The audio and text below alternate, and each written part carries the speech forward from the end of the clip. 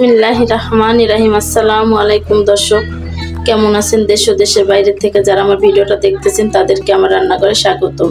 আমি আজকে দেখাবো আলু পরাটা। আলু পরাটার জন্য আমি একটা মিষ্টি আলু নিয়েছি, কেটে ধুয়ে পরিষ্কার করে। দুইটা নিয়েছি আমি নর্মাল, যেটাতে আমরা তরকারি রান্না করি, সেই আলুটা নিয়েছি আমি। তো এটাকে আমি সুন্দর করে ধুয়ে কেটে নিয়েছি। এখন আমি এটা বয়েলে দেব। আমি এখানে কিছুটা লবণ দিয়ে দেব। এটা যে পর্যন্ত সুন্দর করে বয়েল না হবে সেই পর্যন্ত আমি এখন এটা চুলায় রেখে দেব। আমার সাথেই থাকুন। আমার আলুটা খুব সুন্দর করে সিদ্ধ হয়ে গেছে। এখন আমি এটাকে ম্যাশ করে নেব। কাঁটা চামচের সাহায্যে আমি ম্যাশ করে নেব আলুটাকে। আমি মিষ্টি আলু এবং নর্মাল যে আলুটা সেটা আমি একসাথে ম্যাশ করে নেব। কারা কারা এভাবে আলু পরোটা খেয়েছেন মিষ্টি আলু এবং নর্মাল তরকারির আলুটা দিয়ে, অবশ্যই আমাকে কমেন্টে জানাবেন। আপনারা সবাই আমাকে কমেন্ট করেন যারা যারা, তাদেরকে আমি ধন্যবাদ দিতে চাচ্ছি। আমার খুবই ভালো লাগে আপনাদের কমেন্ট পড়তে। যে কোনো একটা রেসিপি আমি ছাড়ার পরে আপনাদের কমেন্টের অপেক্ষা করি। ভালো বা আমাকে উৎসাহিত করেন, যেটাই লেখেন না কেন আমার খুবই ভালো লাগে। আমার রেসিপিগুলো যদি আপনাদের কাছে ভালো লেগে থাকে অবশ্যই আমাকে লাইক দেবেন, কমেন্ট করবেন, সাবস্ক্রাইব করে আমার পাশে থাকবেন। কেউ যদি ফেসবুক থেকে দেখে থাকেন অবশ্যই ফলো দিয়ে রাখবেন। হয়ে গেছে আমার এটা ম্যাশ করা খুব সুন্দর করে। আমি প্যানটা বসিয়ে রেখেছি। এখন আমি যতটা আমার পরোটায় তেল বা ঘি যাবে সেক্ষেত্রে আমি কিছুটা ঘি দিয়ে দেব।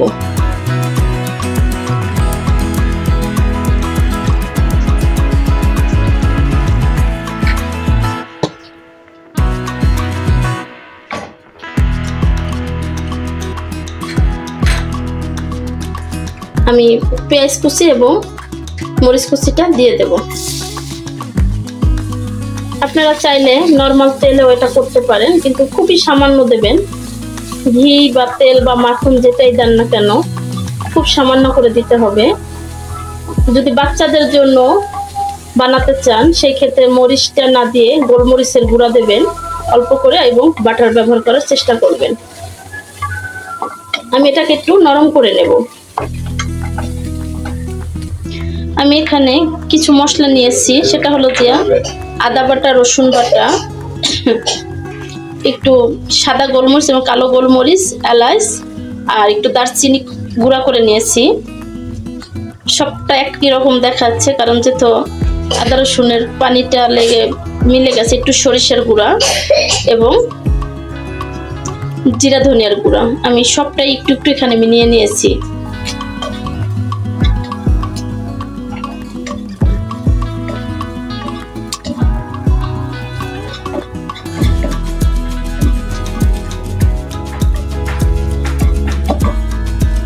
এখন আমি এই মশলাটা দিয়ে দেব।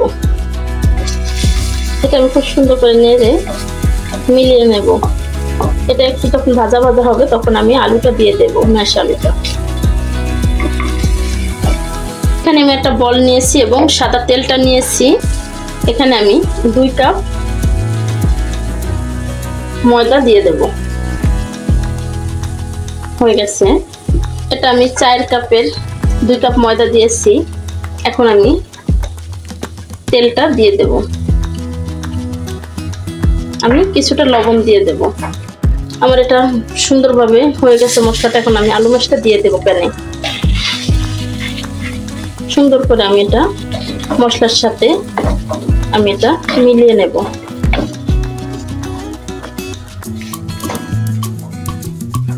এটা ভিতরে এখন আমি কিছু লবণ দিয়ে দেব। দর্শক দেখতে পাচ্ছেন যে আলু ম্যাশটা কত সুন্দর হয়েছে, আমার পুরো স্মুথ, খুবই সুন্দর হয়েছে, দেখতে পাচ্ছেন একদম। তো এটা এখন আমি উঠিয়ে নেব। আমার এটা হয়ে গেছে। জালটা আমি অফ করে দেব।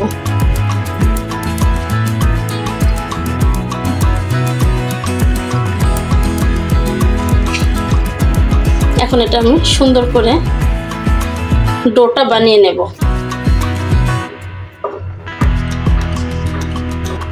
এখানে আমি নরমাল পানিটা ইউজ করব। ঠান্ডা, কোনো গরম পানি না।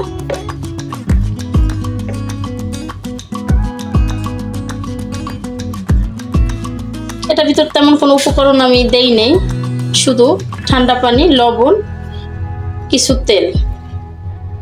খুব সুন্দর করে আমার ডোটা দেখতে পাচ্ছেন হয়ে গেছে, একদম সফট, খুবই সুন্দর।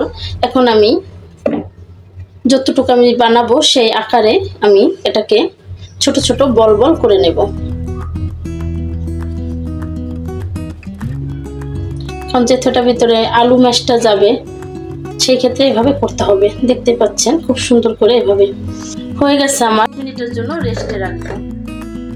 দর্শক 20 মিনিট হয়ে গেছে। এখন আমি রুটিটা বেলে নেব। তো এখন আমি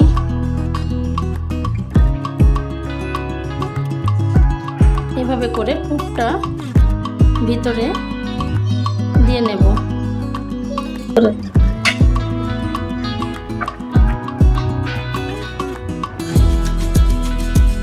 এভাবে করে দিয়ে নেবেন।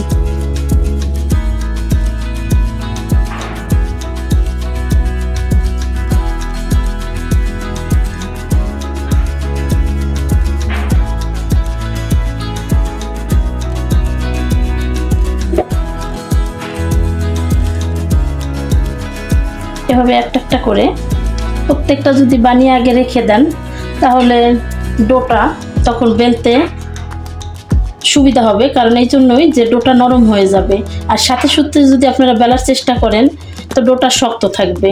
তো এভাবে করে একটু রেস্টে রেখে দেবেন, সেই ক্ষেত্রে ডোটা নরম হয়ে যাবে। এখন আমি রুটিটাকে বানিয়ে নেব। খুব আলতো হাতে বানাতে হবে, যেহেতু এটার ভিতরে আলু ম্যাশটা দেওয়া হয়েছে, সেই ক্ষেত্রে যেন কোনো দিকে লিক না হয়ে যায়।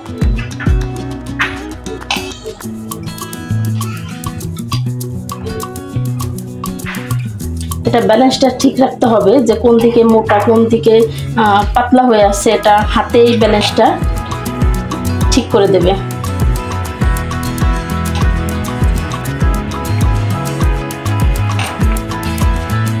দেখতে পাচ্ছেন খুব সুন্দর করে কিন্তু আমার রুটিটা হয়ে যাচ্ছে, কোনো দিকে ফেটে যাচ্ছে না।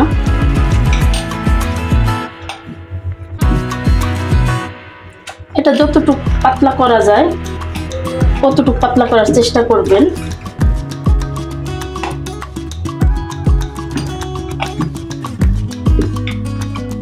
আর আমি যেভাবে আলু ম্যাশটাকে আমি বানিয়েছি, আপনারা ওইভাবে করে বানিয়ে খেয়ে দেখবেন, খুবই মজা এবং খুবই দারুণ টেস্ট হয়। একবার এভাবে ট্রাই করে দেখবেন বাসায়, আশা করি ভালো লাগবে। দেখতে পাচ্ছেন যে কত সুন্দর আমার পরোটাটা হয়ে গেছে।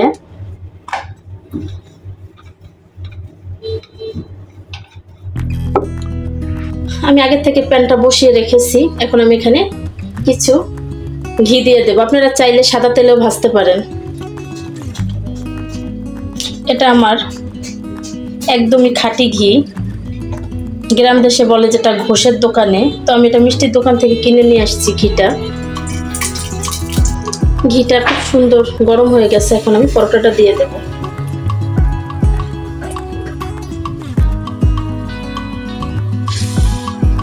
আমার পরোটাটা কিন্তু খুব সুন্দর পাতলাও হয়েছে এবং ফিলিংসটা কোথাও বের হয়ে যায়নি।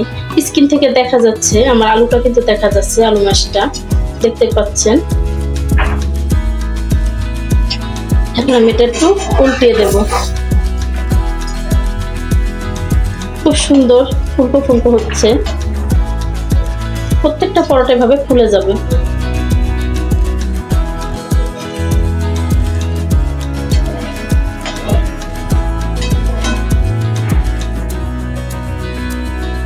এটা এখন যে একটু নেড়ে দেবো সেটাও খুবই দুষ্কর হয়ে গেছে, কারণ এতটাই ফুলছে যেটা ধরাই যাচ্ছে না, লিক হয়ে যাবে এরকম একটা অবস্থা।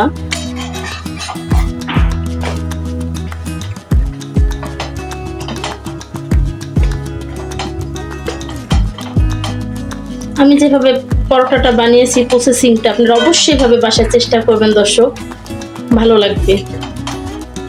কারণ অনেকের পরোটাটা একদম অনেক মোটা মোটা হয়, মানে আলুর ম্যাশ দিয়েছি মানে মোটা মোটা হতে হবে, না হলে ভেঙে যাবে, সুন্দর হবে না, পাতলা হবে না। একদমই তা না, আমার প্রসেসিং এ করলে অবশ্যই আপনাদের পরোটাটা খুবই সুন্দর হবে। আলু পরোটাটা আপনারা সেই ক্ষেত্রে ফিলিংসটাও বেশি ভিতরে দিতে পারবেন।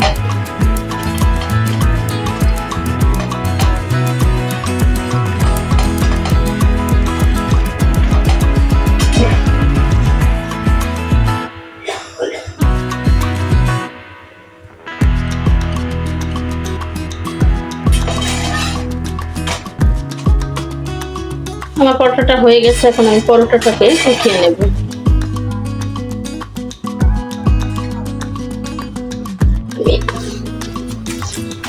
আরো একটা পরোটা আমি ভেজে নিচ্ছি।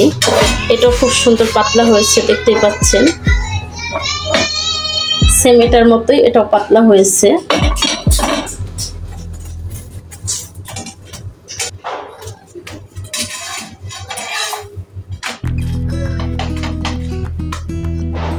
এটাও আমার হয়ে গেছে পরোটাটা।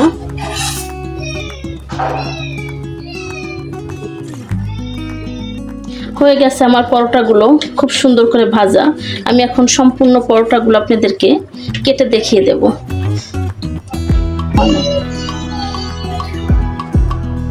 দেখতেই পাচ্ছেন যে কত সুন্দর এবং কতটা পাতলা হয়েছে। একদম পুরো আলুটা পুরাটা একদম ফিলিংস লেগে গেছে, বোঝাই যাচ্ছে না যে আসলে এটা আমি আলু পরোটা বানিয়েছি। দেখুন কতটা সুন্দর হয়েছে। এভাবে করে ভালো লাগলে অবশ্যই বাসায় ট্রাই করবেন। প্রত্যেকটা গাত থেকে ছেড়ে গেছে, কোনো একটা স্কিনের সাথে কোনো একটার কোনো সম্পর্ক নাই। দেখতেই পাচ্ছেন খুবই সুন্দর হয়েছে। এখন এটা আমি পরিবেশন করে নেব। দর্শক, হয়ে গেল আমার আলু পরোটার সাথে ডিম পোচ এবং চিকেন ঝুরা। তো এইভাবে আপনারা হয়তো বা চিকেন ঝুরাটা রান্না করে বা চিকেন কিমা এটার সাথে আপনারা চাইলে ডাল ভুনা, যে কোনো সাদা সবজি অথবা যে কোনো চাটনির সাথে আপনারা এবং মাংস ভুনার সাথে পরিবেশন করতে পারেন। আপনারা সকালের নাস্তা হয়ে গেল আমার আলু পরোটা। ভালো থাকবেন, সুস্থ থাকবেন, আশপাশের মানুষকে ভালো রাখবেন।